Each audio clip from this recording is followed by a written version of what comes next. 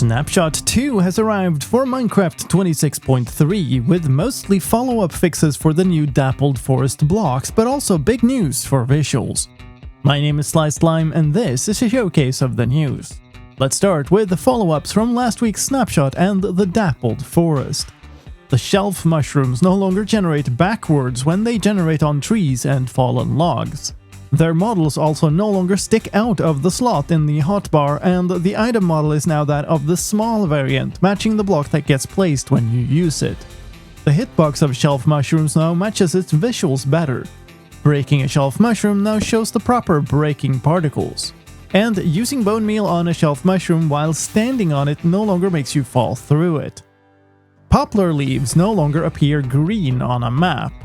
The front texture of poplar signs is now consistent with that of other signs. The item texture of poplar doors now has hinges like other doors, and the texture of the top half of poplar doors has had 3 miscolored pixels fixed. Wandering traders can now sell poplar logs just like all other logs. Bamboo saplings and cobweb can now be washed away by water again, which now also applies to poplar saplings. Poplar saplings and all variants of wool slabs and stairs can now also be used as furnace fuel. Wool stairs and slabs are now faster to break when using shears. And wool carpets can now once again be crafted. In other gameplay news, the priority of using a shield in the offhand has changed. While holding a shield while wielding a hoe or a shovel, raising the shield now takes precedence over tilling and making paths, just like it already did for scraping with an axe. Like with axes, you can hold down shift to use the other item instead. And a bug has been fixed with adventure mode, where you can no longer break decorated pots by shooting them with projectiles. In mob news, the random walk movements of persistent mobs will now deactivate when all players leave an area, just like non-persistent mobs do. Drowned with tridents now have a melee attack that they will use on players within 3 blocks of them. This attack deals a base damage of 16, which means 8 hearts of damage to an unarmored player. Mobs in boats can now look at things properly again.